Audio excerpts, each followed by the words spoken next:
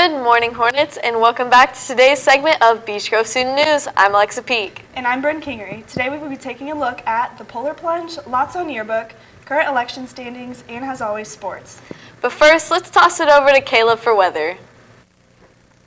Good morning, Hornets. I hope you're having a wacky Wednesday, whatever that means. Today's a bit cloudy. We'll have a high of 39 and a low of 23. For Thursday, we'll have another cloudy day with a high of 29 and a low of 15. And finally, for Friday, we'll have a sunny day, and there will be a high of 38 and a low of 22. Now it's time for the fact of the day. The giant golden crown flying fox is the world's biggest type of bat. It can only be found in the Philippines, and it's currently an endangered species. Let's protect those bats. Back to the desk. Did you miss out on the Polar Plunge last year? Because you won't want to miss it this year. If you want to participate, Lainey Wilson got more. The Polar Plunge is quickly approaching. Beech Grove will be participating on March 6th during school hours. I talked to Madison Stratton about why students should participate in the Polar Plunge and what are the requirements. So I think people should do the Polar Plunge because it's a great way to raise money for the Special Olympics. You get out of school, it's like a field trip day. You get food provided for you, you get a t-shirt, and you just get to spend time with the Beech Grove community. So you need to raise a minimum of $75. That will get you into the Polar Plunge, which is at Eagle Creek.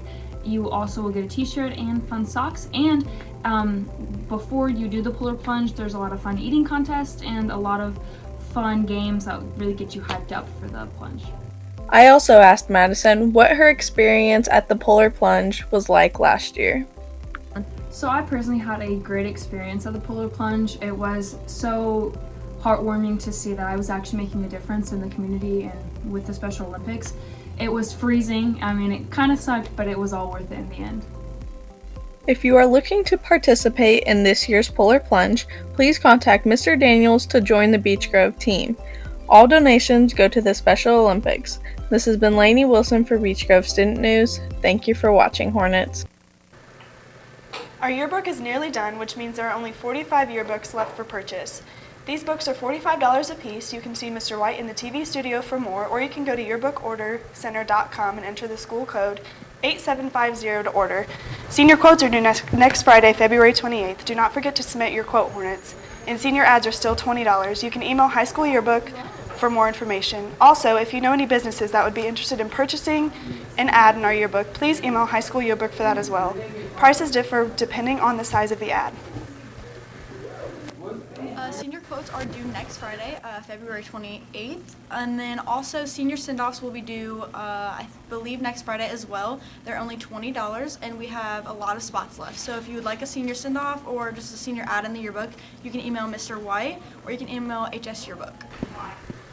The yearbook staff sent out the winners for senior superlative categories yesterday. If you were a winner, you should have received an email.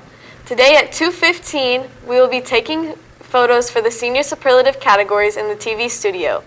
Please be in the studio no later than 2:20. We will take individual photos for each category and then a group photo with all of the winners. There will be an announcement later in the day to remind the winners about the photo. There is a lot to do in Indianapolis than people realize. I got more.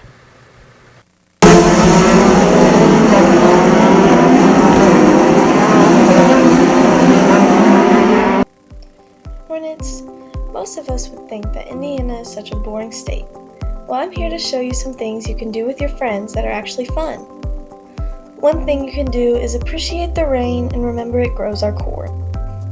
Turkey Run State Park is also really fun. Especially when it gets warmer out, you can go with friends to Tibbs Drive. Visit the beautiful Camp Tecumseh in Brookston, Indiana. Enjoy the beautiful sunsets that Indiana has been given. Go get amazing Italian ice from Rita's and Fisher's. Of course, go out to eat with your friends. Go downtown and take a walk on the canal or take a walk around the circle. Of course, do anything embarrassing in Steak and Shake. Chase geese that are following your car. And lastly, just enjoy your time with your friends. While you're having fun, Hornets, remember to be safe. Thanks for watching. Back to you guys at the desk. Hornets, there have been many who have already dropped out of the 2020 presidential run. Here is Gabe with more on the topic. Hey there, Hornets. I'm Gabriel Martin with Bgsn, and today we'll be talking about those who are still currently running for the 2020 presidential election. At the beginning of the presidential run, there were 28 Democrats and 4 Republicans, but since then, 20 Democrats and 2 Republicans have dropped out, leaving only 8 Democrats left and 2 Republicans left in the presidential run. According to the results that have been currently found on February 12th of 2020, the current Democrat running are Biden, Bloomberg, Buttigieg, Bevard, Klobuchar, Sanders, Steyer, and Warren. And Trump. I spoke to Eleanor Mathis on who she believes is going to win the 2020 presidential run.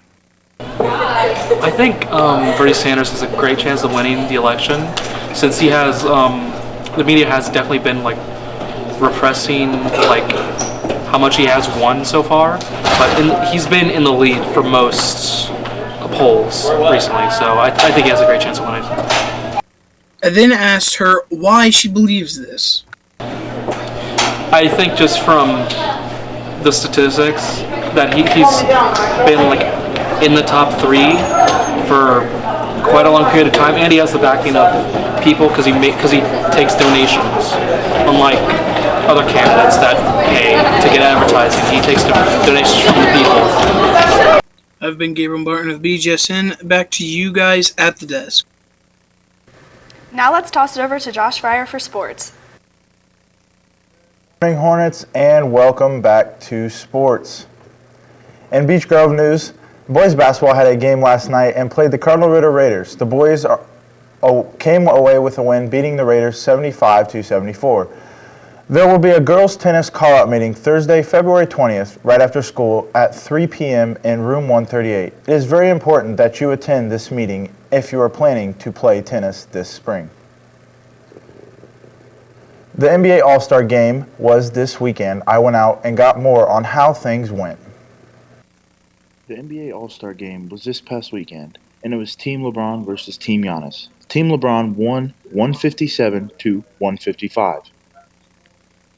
Team LeBron was led by Kawhi Leonard with 30 points, and Team Giannis was led by Giannis with 25 points and 11 rebounds. I asked Gabe on what his thoughts were about the NBA All-Star Game. Honestly, it was a pretty good game. All in all, I thought there was some weird happenings going on in the game, but all in all, I thought it was a pretty good game. The NBA All-Star Game was very competitive and had a lot of fans raving about how competitive it was.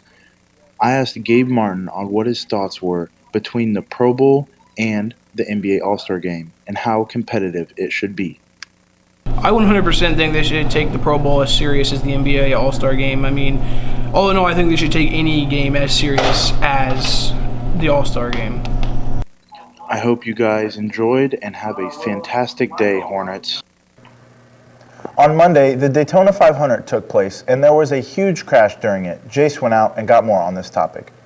As most of you probably know, Monday night the Daytona 500 took place. It was a very competitive race and came down to the very end.